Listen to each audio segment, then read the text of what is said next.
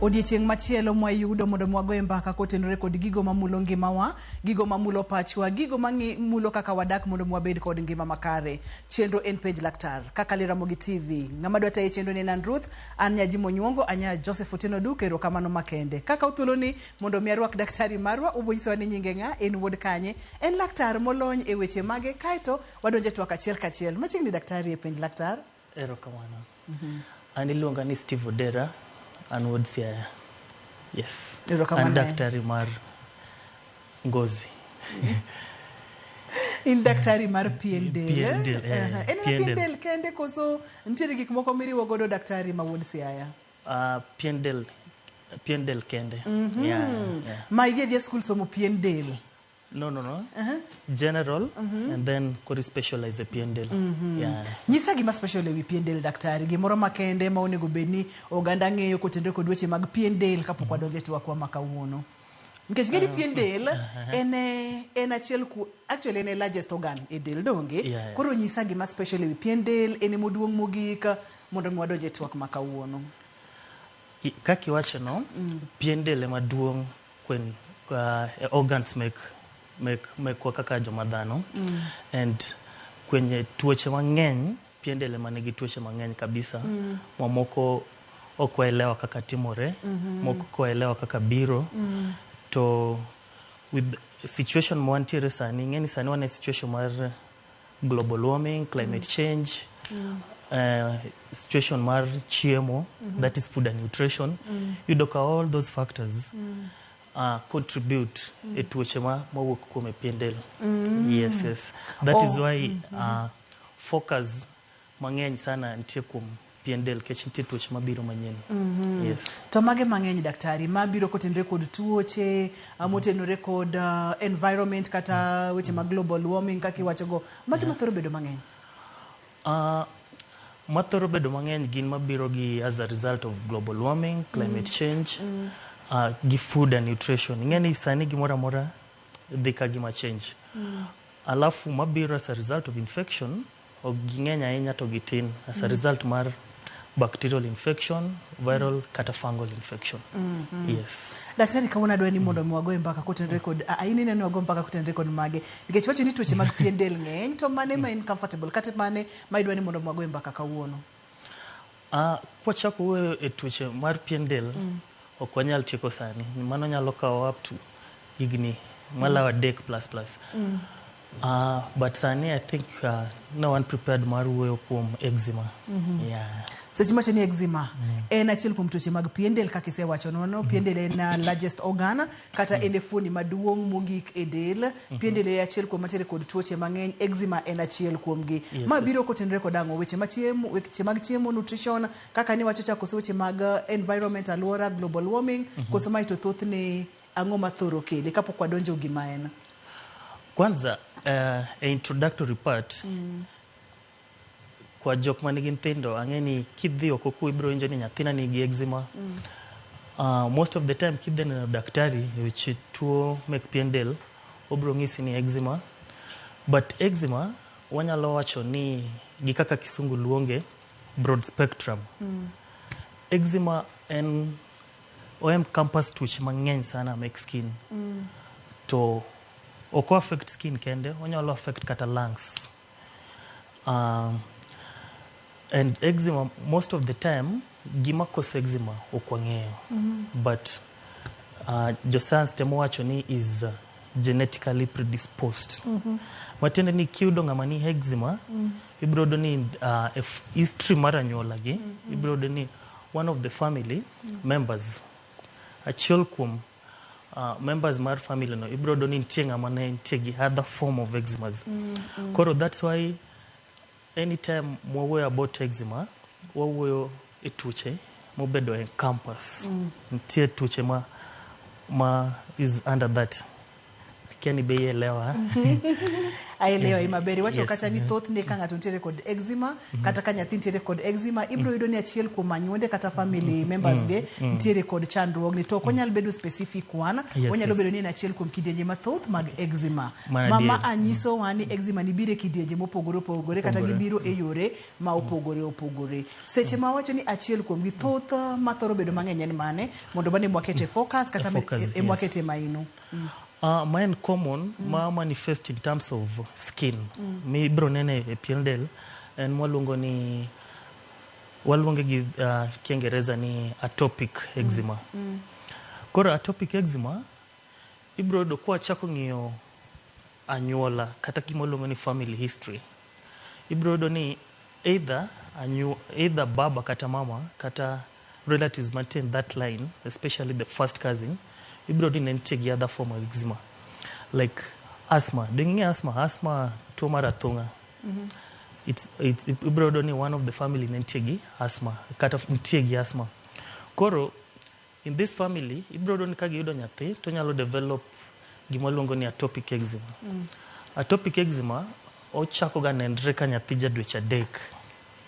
Kwa doke gweng to giwacho ni ka nyathi jadweche adek mara min gi ne breastfeed to chako pukre face mare, and then ibro do ken gi rashes around the cheek areas. So from our cultural perspective, kod doke culture giwacho ni ibro do ka jiwacho ni gi believe ni either oire kata mama ne dhodho nyathi to chako pukre. Koro that mane ma bedo ga number one primary manifestation mar eczema, which is common. Ma eczema no waluongo ni atopic eczema. Koro do ka nyathi dende chako tuo gi ku. With the time or extend kitwie ka to dhi nyake chest to biro nyake bade kuonde gi nyake tiende.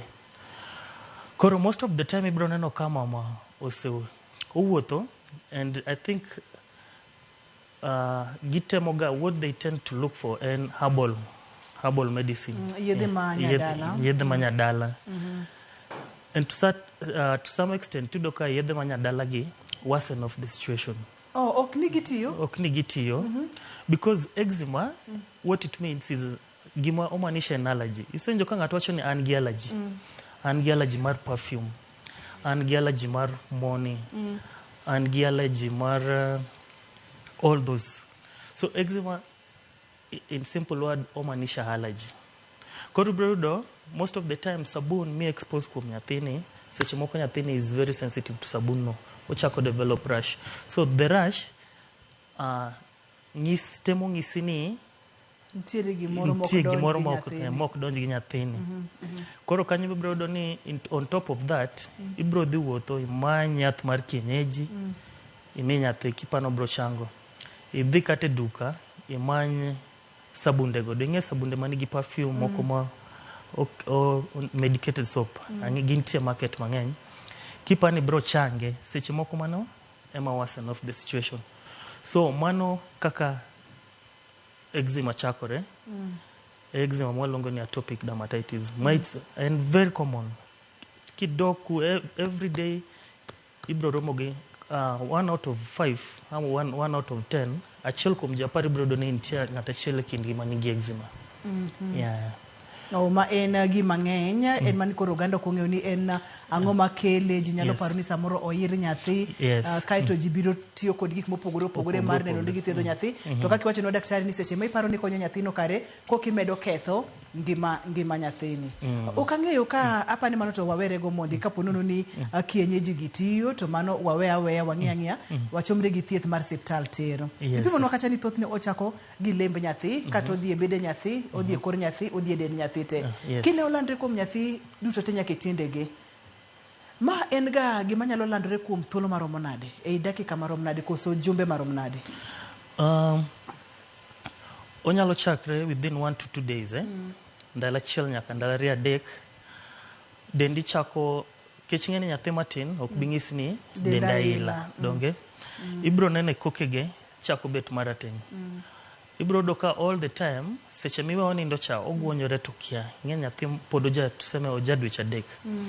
Koro that is the time ibro realize skin ne chako bet ma red. Ingeni nyathi kogwonyore skin ne cha pod yom chako bet ma red. With the time ochako yudo cracks. Ochako yudo scales. Skin mare koro bet motuo kabisa, otuo kabisa. And one duration ma mama kokelo ni nyathi obro ng'isi ni ma osebet kuom wik achiel. To kuom wik achiel no ibro do ka ose develop symptoms moko ma onyalo enda yudo kata infection because koro nyathi ka gwarore ng'eni ong'ado dende. Koro yot mondo infection odonji o develop gimoluongo ni cellulitis ama skin bacterial infection.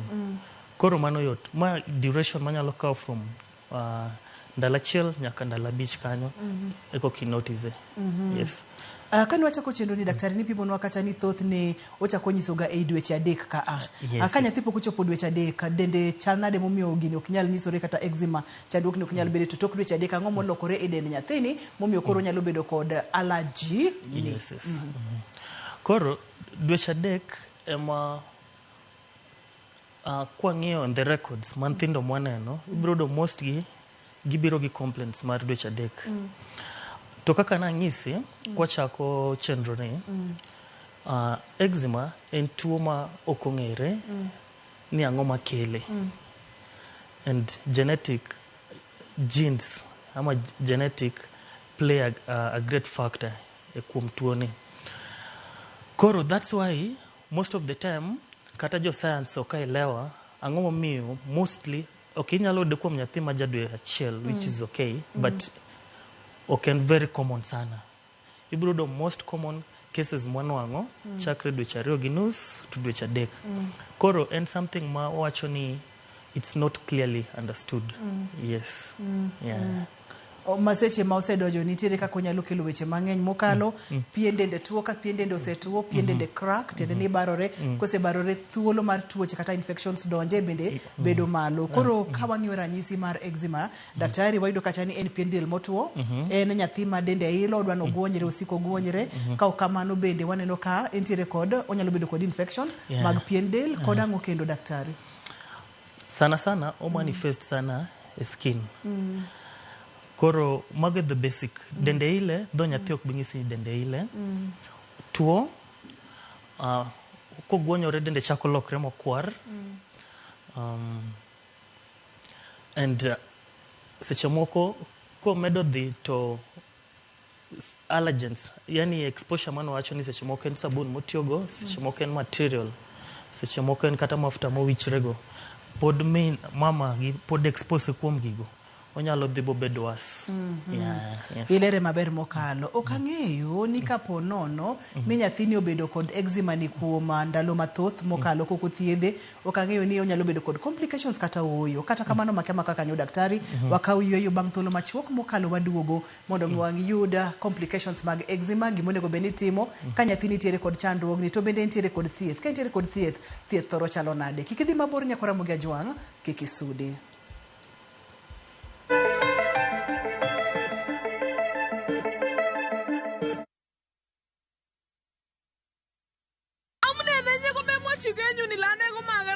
Tuguk tugul ko kimi komye. Ak anendet ni kwawech. Is Kalenjin your language of the heart? Kerkonyekuk. Then we have a sweet surprise for you. Wow, kimnatetab chamyeto. Sobetab Tai, a story of two hearts bound by undeniable love. A story full of secrets and lies that unfold into unbearable pain. Mune sikiun cheptang'ung nemingin asimakiker. Mamachin inye. Mamache harusin. Ako mamache kaing'wong ine. Kaiker, aibu nikakokachi wering'ung koi. How far will you stretch for the one you secretly love?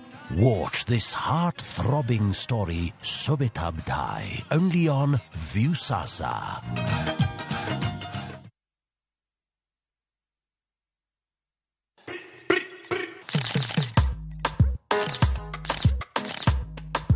You know what time it is. The name is Nico Diambo. Catch me on the Hot Drive on Hot 96, 4 to 7 p.m. weekdays for Afro beats and good vibes. Yeah, boo. Hot 96.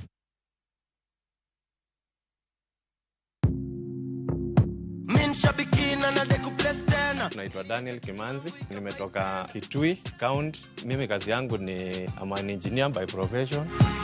Shambiki ya Fieta, nilianza kucheza na pesa kidogo, nikimprove kidogo. Nilikuwa nakula tu natoa, nafanya kazi zangu, lakini mpaka saa hii ndo nimefika mahali nikakula pesa mzuri yenye inaweza nisaidia. Saa hii nikiwa nimesimama hapa, niko na furaha sana. Nimeshinda 1.5 million kama venye mnaona kwa hii check. Hii pesa itaenda kunisaidia sana pamoja na familia yangu. Niko na watoto shule, italipia fee. Biashara yangu ya construction pia huwa inahitaji pesa mingi, itaniboost kiasi kikapital na pia nitaendeleza mambo mengine zangu. Win big in seconds. Aviator ya Shabiki.com inakupa the biggest multiplier in Kenya. Shinda up to 50,000 times your stake. Yani ukiweka stake ya 100 bob, ndege ipeperuke, unashinda 5 million within seconds. Changamkia Aviator on Shabiki.com. Not for persons under the age of 18. Authorized and regulated by BCLB license number 428.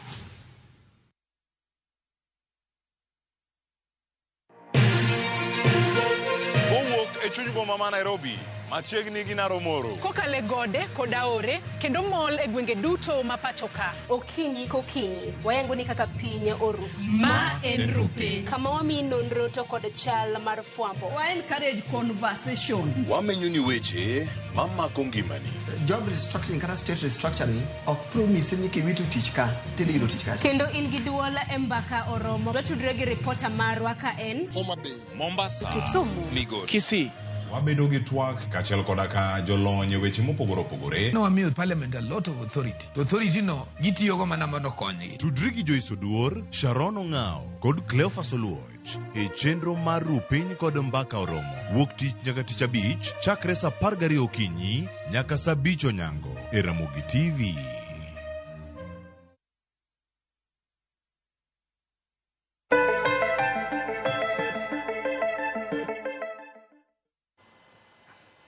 Machiegni kendo penj laktar kokalo Ramogi TV ngima en mwandu. Kawuono wang'iyo tuo mar pien del kata chandruok mar pien del ma bende iluongo ni eczema. Daktari onyisowa ni thothne nyithindo thoro nyiso ranyisi mar tuoni ka gisechopo dweche 3. Owachonwa kata ni gitemo timo nonro mondo mi ging'e ni tang'a timore e dweche 3 momiyo thothne ranyisi nyisore gi e dweche 3 kata kamano pod gitimo nonro. Ne iwachonwa kata ni wantiere kod kidienje mopogore opogore ma bende biro biro kod ranyisi mopogore opogore. Kang'eyo ni diher mondo mimul kanyo matin kae to koka wadhi nyime kod gik monego bende timo ponono ni neno nyathi kod ranyisi gi. Yes. Koro mano kuom nyithindo kech eczema onyalo mako ji e higa moro any age group. Ntie mano waluongo ni there's juvenile atopic eczema. Koro ibiro ni nyithindo ma at least osechopo higni 4, 5, 6 nyaka 12. Koro most of the time of gimak face gichako mako lwetegi. Koro ibiro ka en mana gi rash moko lwete ka gi tiendegi kuondegi mokrum, which is seche moko biro, seche moko lal.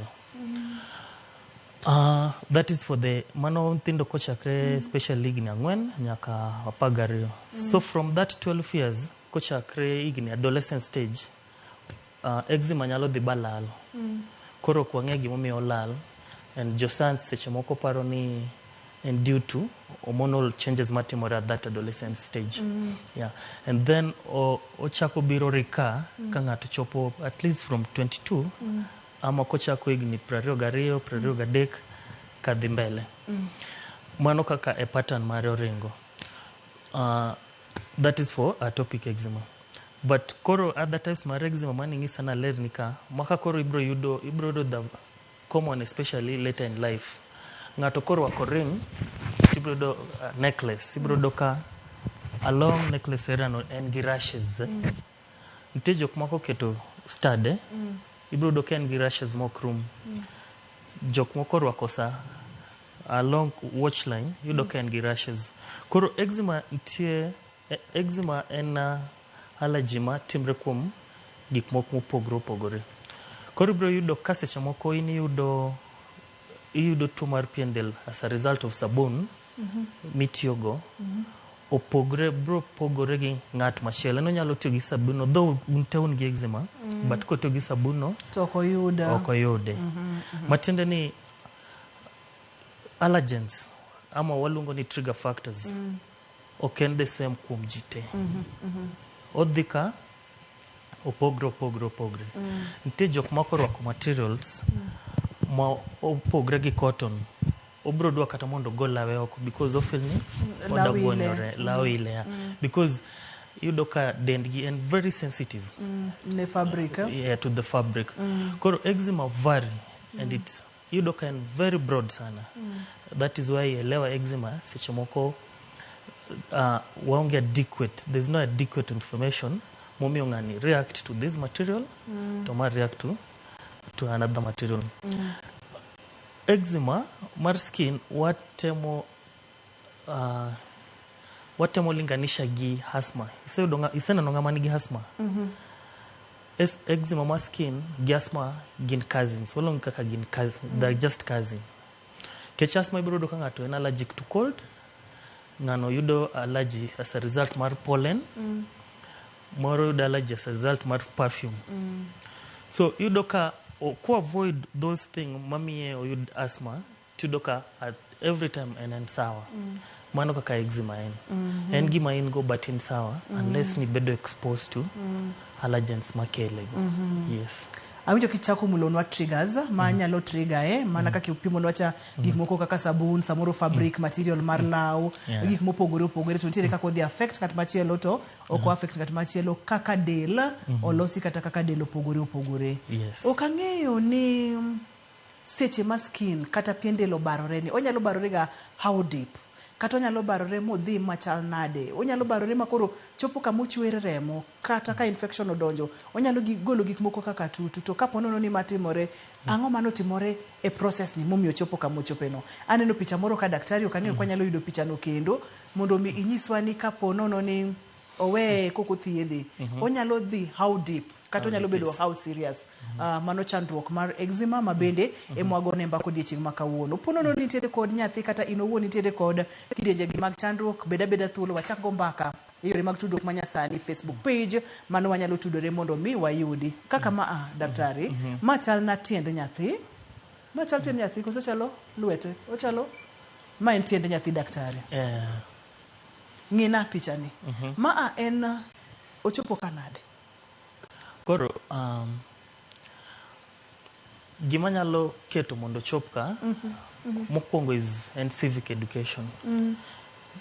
Most of the time yudo ka ji ok ong'eyo. Koro yudo ka gima nyathi ni allergic ma trigger echa yudo ka pod min gi kata jonyuol ne tima expose. Koro en ni ka ogwonye unaware and okonyal dhi deep kwa sababu skin owacho ni nigi layer ang'wen.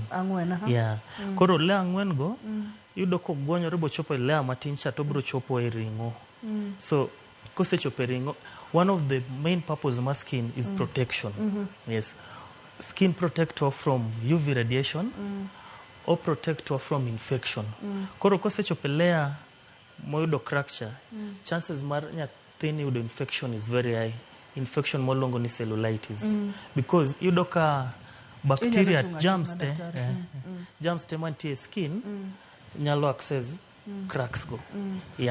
Koro okonyal, the only thing manyalo follow after this an infection molongo ni bacterial skin infection. That is one of the worst we can have from this one. Yes. Iwacho ni kia ka jonyuol ok ong'eyo koro triggers ka pod gi expose nyathi kata ng'at maduong' bedo exposed to triggers ang' no kel chandruogni. Mana kaka iwacho no manyalo kelo infection nikech adier kaka wanene en adhola makoro yawore to pien del onego beni umo del mondo mi kik yud adhola makamago. Wanyalo bedo gi case magino bedo serious kama daktari mochopo kama koro inyalo kata ng'ad tiend nyathi. Onyalo bedo that serious makoro en infection mano can common but inter factors manyalo contribute both up to that extent. Though poka come across those factors and I'm sure ni colleagues abe poko come across those factors but korido ko bedo ignored onyalo yudo gimolongo ni bacterial infection. Koringa ni bacterial infection kose yudo to nyalo donje remo and now affect him general. Because yudo koro bacteria kause access the place, now gibedo transported through remo to other parts of the body. Manyalo kelo injury chuny, liver, gi organs mamoko go. But kuom ng'ado tielo, it's okay uncommon. Thothne daktari wacho ni chopoga higni moko ma eczema nyalo lal kaito bende kaka ndalo medo sudo ochako duogo ni pimo no pattern ne kaka thothne othoro ringo. Okinyiso ni ang'o ma bedo timorega ni wacho ni nyalo bedo hormones kopogore kod hormones debede ni ng'ato ok obedo exposed to triggers kata debede ji ofwenyo ni chandruok en ang'o ogeng'o mondo mi kik otimrega. To cases ma olala ka ji ok ong'eyo gima omiyo lal debede ni diet bende ng'ato loko kod weche ma kamago koso. Mano gime the first thing man I mentioned was environment. Alwora. Yes. Kech ma en tuma pod itimone pod obedo studied. Koro most of the co-team that research, there's a way mitimo research, giving you the pattern. Research miluongo ni retrospective. Retrospective research and research michako studying ato from tinne nyaka ochope higa moro. Koro ng'eni mano en research ma is continuous. Koro kun research manotim nod ni most of the cases girumo ka ng'ato sechopo 13 years. Then bang'e ama later in life eko kuchako rioka. Koro it's jo science ok pokoelewa what is happening, especially ka ng'ato sechopo adolescence ang'o miyo lal. Could it be kwa sababu at higa machakre higni 12 no kech that is when ng'ato donjo adolescence. Could it be the hormonal changes ema kele, or could be other factors? That is why negitemo relate due to hormones. Hormones, yeah. Ka ng'ato seneno ranyisi gi obiro iri kaka daktari wacho ni aneno ka nyathina guonyore, nyathina aneno ka ntiere kod piendel motuo nochako gi e lembe, odhi e pat wiye, koro gini odhi nyaka e dende kuonde mopogore opogore. Itimo diagnosis nang'o koso ibiro ng'e wacho ni ma to nyaka bedni en eczema. Nitie pattern. Nitie pattern ma kineno to ibiro wacho ni ma en eczema miluongo ni atopic eczema. Pattern and chicks ka yudo ka those are the common sites. Then kiduoge lwetege kuondegi, then gie tok tiende ka. Yudo ka mano of the common site. Koro kisinena pattern no, gima biro bire mind ma en atopic eczema. Kech other eczema ok bibiro in that pattern. Koro mano, that is pattern a hallmark for diagnosis. Kiseneno, then bila ranyisi mora mora ingeni ma en atopic dermatitis. Omonge gimoro mani ke ikaw sample. Sample inyalo kaw, lakini kolure gi our healthcare sector, sani ngeni kaw sample no iter kuom jok maluongo ni dermatopathologist, laktar mochung'ne madil managi pathology mar skin no. Yudo ka resources ma wan go from society mowuoke team. Koro sometimes ka gibiro inyalo treat them empirically because iseng'eyo ni ma en atopic dermatitis. Kidhi e developed nations gin gi that strict procedure. Ibiro do ka sample no is one of them, nyaka kikaw gitim all diagnosis, all diagnostic factors mabro wacho ni ma en tuoni ma en tuoni. Lakini kolure gi settings mowuoke, ibiro do kichako timo mago bedo burden. Gibedo what we call catastrophic burden. Because koro nyaki spend on them. Yet inyalo make diagnosis through observation. Inyalo observe kata bede kaka nwacho ni samoro ringa nyola chamoro inyalo penjo kaka family chala. Anyola mar history mar anyola. Ni dau moro ne ntiere kode, koso koru moro ne ntiere kode, kai ting'iyo kako chala, ting'ang'eni ma ato en chandruok mar eczema. Kapo nono daktari ni orumo higni 12 higni 13, Mano bende nitiere tiende thiedhe koso ng'ato nyabro wacho ni aibro manage kochopo higni 12 higni 13 to bolal kende ochako duogi higni tok higni 22 kang'eyo noduogo gimomiyo ang'o miyo duogo tok higni 22 kata bochako lal kod weche makamano kata kamano kuom weche mag thieth kachiel kod moko mathoth yienwa mondo mi kwasekawo yweyo ka waduogo to ibro nyisowa kwa nyalo weya kata kinyalo thiedhe nang'o kamano. Intiere kod penjo nyakora Mugia Jwang in thuolo mokalo. Kidieny mar adek en kidieny ni tiende ni ipenjo laktar, penjo eng'eyo. Inyalo chako oro twak bende kokalo yor SMS, namba mar SMS ineno e TV mari, inyalo yudowa bende Facebook page en Ramogi TV #penj laktar, kata inyalo yudowa kokalo penj laktar mano Facebook page be mondo mi iwe penjo duto tema intiere godo. Kik idhi mabor, kik isudi.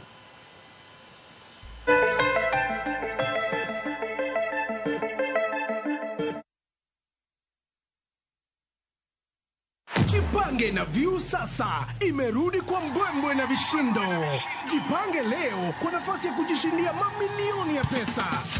Jipange ushinde na View sasa. Bonyeza *487*3# na uweke 50 bob tu au tuma kwa paybill number 724177, account number ikiwa ni nambari yako ya simu. Utapata content na point 50 za kuingia kwenye draw ya kujishindia 50,000 kila siku, milioni moja kila wiki na grand prize ya 3 million shillings. 3 million shillings. Jibambe na content nyingi zaidi, uongeze chances zako za kushinda. Jipange na View sasa. Weka 50 bob tu na huenda ukajishindia 50,000 kila siku, milioni moja kila wiki na grand prize ya milioni 3. Shinda mamilioni. Sheria na masharti kutumika. Imeidhinishwa na BCLB number 0000130. Point of order, Mr. Speaker. Point of order, Mr. Speaker. And if it doesn't give you, go back. Behave. Can you behave like a woman? Behave like a woman. Yeah. Women don't behave like that. But men, when they behave like that, it's encouraged. You are told you are being assertive. Part of my life mantra is that dancing boosts happiness. To watch this story and more, download the Citizen Digital app today. Kenya's #1 app, Citizen Digital. The world is coming to Kenya, and I am going to Kenya. La la la la la la festa, la la la la la festa, Kisumu Jala, karibu karibu, karibu karibu, Mama Africa, say welcome to Kenya. Music, arts and culture, Festival Africa, our traditions and carnival. Welcome to Festa, food and texture. Welcome to Festa, craft and sculpture, African banana, coconut samba, can get on the reggae, dancehall kamakosa, dancehall Afro jam rock. La la la la la la Festa, la la la la la Festa. From August 25th to the 1st of September 2024, Kisumu, Kenya welcomes you to Festac Africa. To book your travel, visit viewtravel.com, the official travel partner for Festac Africa Festival. Ang'o maketo skul mipuonje weche mag thieth kod science bedo maber? Waketo maino marwa e chal ngima mar jopuonjre, waketo maromre timo nonro kod tiegruok, wajiwo jopuonjre odonje chenro mopogore opogore kaka tuke, wachiwo tiegruok mowinjore gi omenda ma japuonjre chulo. Japuonjre tieko somo ka en gi lony mar donjo e tich. Omiyo chop Imperial College of Medical and Health Sciences kama kepo mar dwe mar 9 dhi nyime e Badwa Mathika kod Badwa Manyien ma Nakuru. Welcome to Imperial College of Medical and Health Sciences. Shabiki, jiomoshe na Shabiki Aviator leo and win up to 500,000 Kenya shillings in cash prizes. Alafu usiki kucheza Aviator mazeni as easy as 1, 2, 3. Log into shabiki.com na udeposit pesa yako, sawa? Then click on Casino tab. Select Convert Chips, alafu select option ya Buy Chips. Weka amount unataka kutransfer. For example, 50 bob. Kisha, click on Buy Chips ili kuconfirm. Sasa uko sorted. Click on Casino na uweze kucheza Aviator game. Kaza ndege yako to the highest multiplier, then ingiza wins zako na bado ubebe over 500,000 Kenya shillings in cash prizes. Jiomoshe na Shabiki Aviator. Not for persons under the age of 18. Authorized and regulated by BCLB license number 428. I plan to work with you, Your Excellencies, to integrate this continent. You're one people who unfortunately are trying too hard to separate from each other. Raila Odinga oyudo sir mar sirikal e chakruok ayanga mar campaign mare mar manyo kom mar telo ne AUC. Usifadhaike ndugu yangu, tuko tayari. We have great faith in his leadership. Kalonzo Musyoka wuok oko ni odhi tayo kweth makwedo sirikal ka koro Raila keto maino e laro kom mar AUC. We are not going to have boardroom meetings. We are going to be on the ground, and we are asking those teachers to leave those compounds immediately. Do chungo ng'anyo mar jopuonj Kuppet ma kawuono norocho somo e skunde sekondar.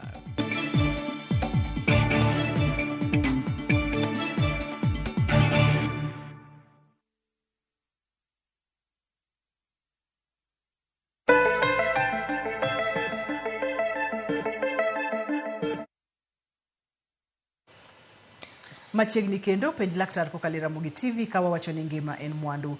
Kidieny ni en ga mari teneni nitiere thuolo mar go simu mondo mi penj laktar penjo duto tema inyalo bedo godo. Seche ma wantiere kar simu ka daktari biro nyiso ni thieth mar eczema thoro chalo nade, thieth thoro kawo thuolo marom nade, to ponono ni oborumo ka higni 12 kanyo chopo. Ere kaka inyalo manage mondo ichop higni 12 kaeto obolal? Erokamano. Thieth mar eczema ndalo mang'eny is all about wamiyo gi puonj. To puonj ni chakre ka waelewa ni nyaka wang'ise ni gima chal kama ema dendi en allergic to. Koro once kwamiye that puonj molongo ni civic education, mano is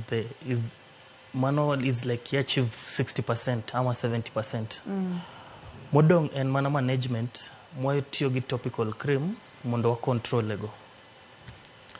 In short, daktari maknaga maka kanyo kiyena mondo meka usim Nancy kwa kawadhi nyime. Nancy, hello, penj laktar. Hello, Ruth. Machiegni Nancy. Mor. Machiegni wa mor. Penjo daktari niya. Nyathina no yudi gi tuo ni kanigi dweche 8. To ne en gi asthma bende. To kochopo higni 2 to asthma orumo. Alafu koro odongi eczema no. Koro sebedo ga kodhir daktari to en on and off. So yen mimiye imoko owire wange upogre gi mowire dende, because the eczema is only on the upper part of the body. So gima diera ni seche mutiyo gi creams mag mogi, so the skin is lightening kabisa. Because sabun oluokrego upogre gi mo mowiro on the lower part of the body wange, like yedhego pogre kamano. Koro okang'eyo gimomiyo the skin is lightening. Emana dwoga penjo daktari. Erokamano nya daktari dhi konyo waka. Daktari winjo chandruok ma intiere godo, ntiere kaka yedhe gi loko rangi mar nyathini. Sabun opogore, momo yath miwire wange opogore gi miwire dende. Seche ma yedhe gi loko nyathini ni, ntiere side effects, ang'o manyalo timo mondo mi kik yedhe gi kata modhi gi lok nyathini? Mano gimiyo na wacho kama.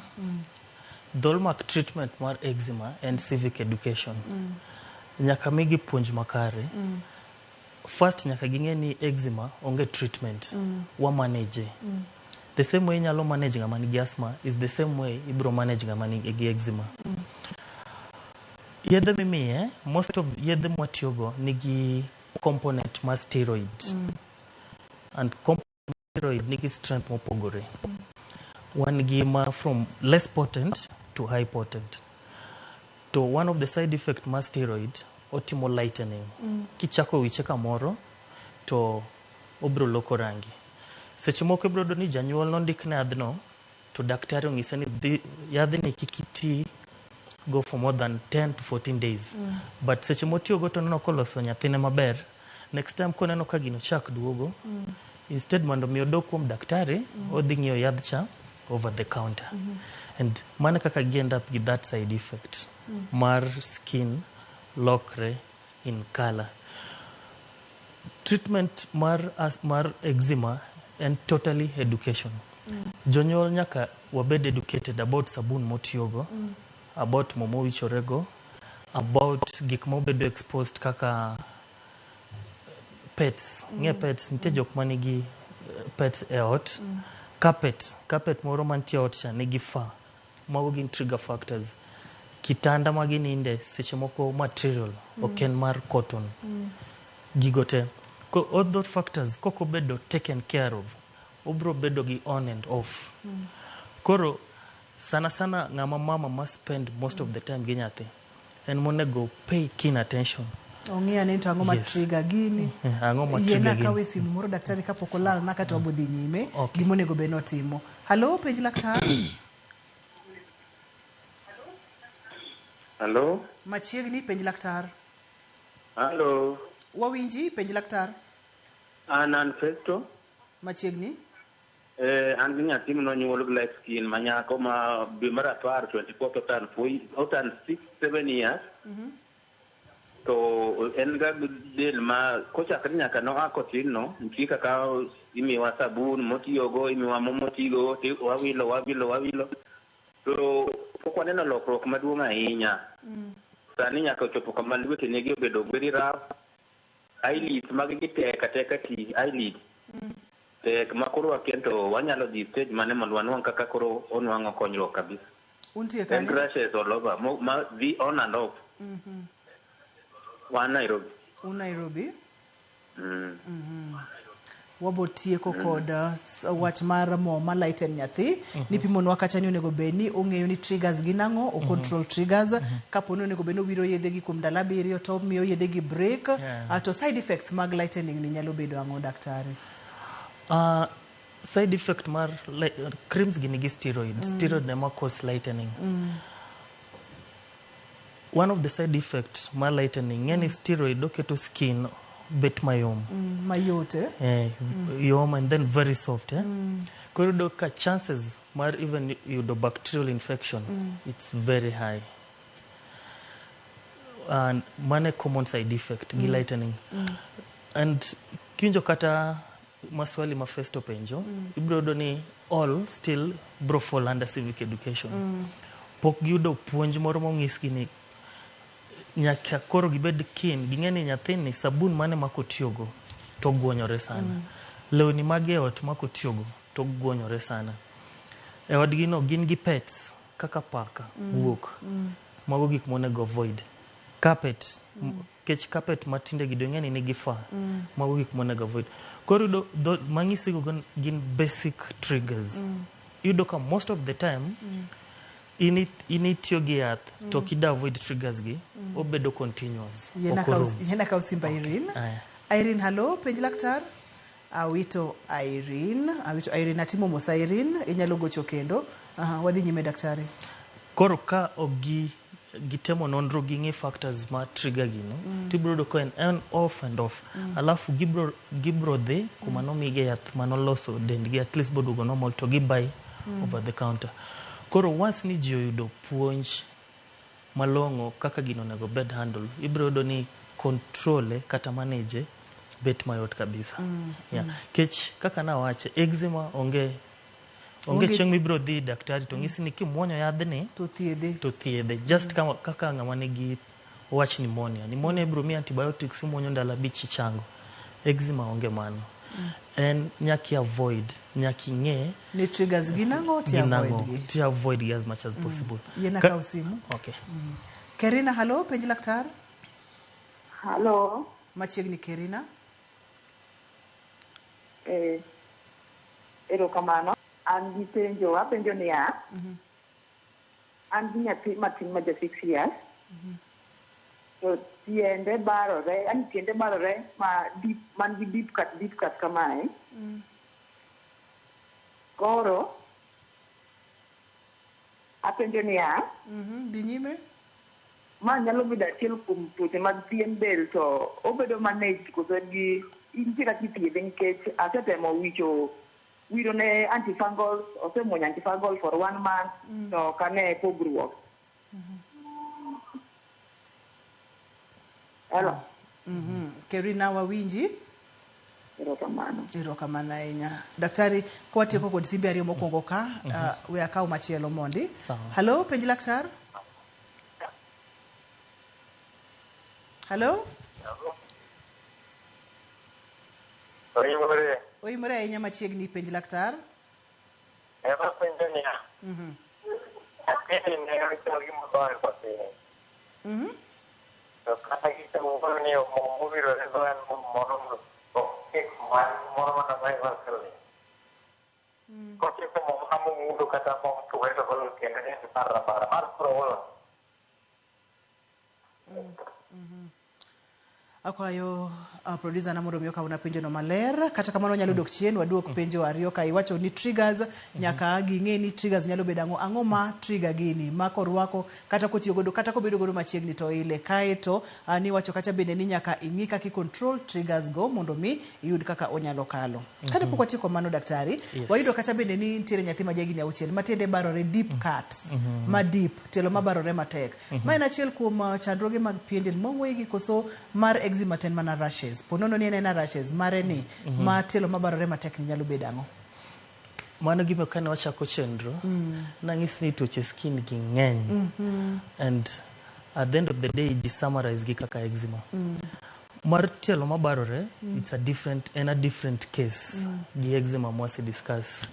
Koro telo mabarore bentie mana category margi.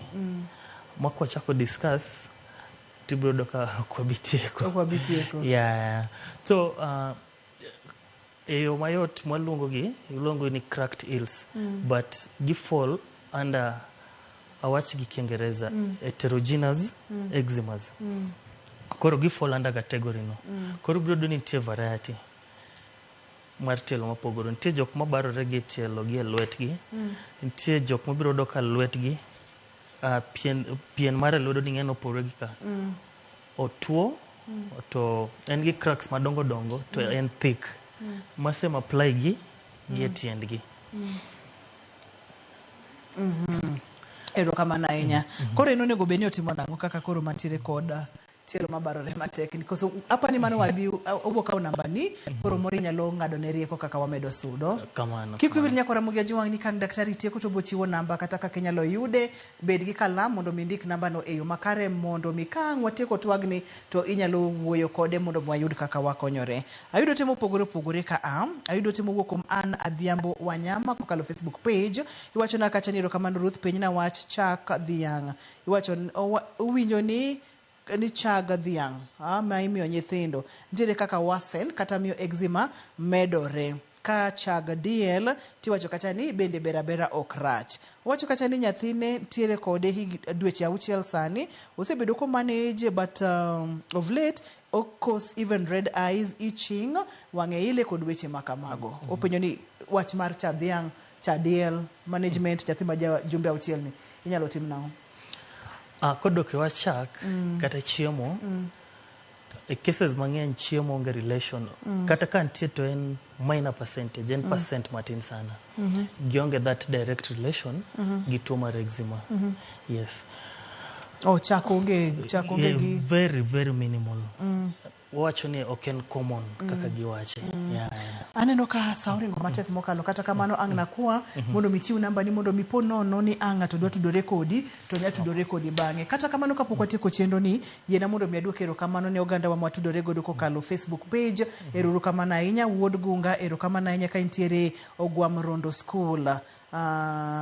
Anyanga Makopio, erokamano ahinya. In bende wacho kacha ni neno chenro ni kata kamano ni penyo ni chiemo ni tuo ni dwaro ni ocham chiemo mage. Owacho kacha ni oneno chenro ni kowuok Gogo Katuma Arujo Ward. Ken Adero wacho na kacha ni en bende nonene kowuok Uyoma. Erokamano ahinya Ken kachiel kod oganda waduto te mwatudore godo kokalo yore mopogore mag tudruok. Mogik ma inyalo weyo wagodo kod eczema en ang'o? Wach mogik manyalo wacho eczema dwaro a lot of civic ng'isgi nyalo bedo control. Yeah, the most important and mana civic education. Yes. Koka kech ka onge proper civic education, ka joko bedo educated, ibro do kai walk from daktari ni to another, ama seche moko oyudo eczema notiyo gi yath mano ndikne gi daktari moro konye, imbidhi imiyo ng'at machielo ka itiyogo mokiyudo that education, moki understand eczema enango. To most eczemas mwayudo yudo ka gionge relation gi food. Na injo ko penjo wa chiemo. Most cases onge relation gi food. Biro mana yore. Mano benti mare. Yes. Tudore kodi noko yudo thuolo mar wuoyo kodi e chendo to agol mpaka ni studio watere oko kocha makoro jibo bedo kod thuolo mang'eny. Inyalo yudi kanye kata namba mar simu? Okay, abro meyo gi namba mar simu. Kinyalo yude Equity Affairs mantie Rongai, Equity Affairs mantie Lang'ata, gi town, gi clinic wan go ka Vita Farm, ntie ka Kilimani Hard Life. Yes. Yeah. Namba mar simu daktari? 07299 78079. Yes. Erokamano ahinya. Chandruoge mag pien del ageno ni ndiko namba no mondo mitudi kod daktari ipimne mondo mi omed leri kaka inyalo yudo konyruok. Daktari yena mondo mi akaw thuolo ni maduoko ni erokamano makende. Asante sana dok. Ne jogo picha mawa wantiere kod gi studio ka erokamano mang'eny. Ne director na Lindsay, erokamano nya producer na Papecho Kotha, ne jogo mochung' ne duol kamoting'o Kevin Gini, aduoko nu erokamano mathoth. Maduong' moloyo ne in jahera mar chenro mar penj laktar. Daktari wacho kacha ni chik iti ng'iya ni triggers ginang'o, manage triggers, kaito gikone ibro yudo ka ibodhi maber kata eczema nyathi bo outgrow. Iluonga ni Ruth Otieno, oriti uru masani.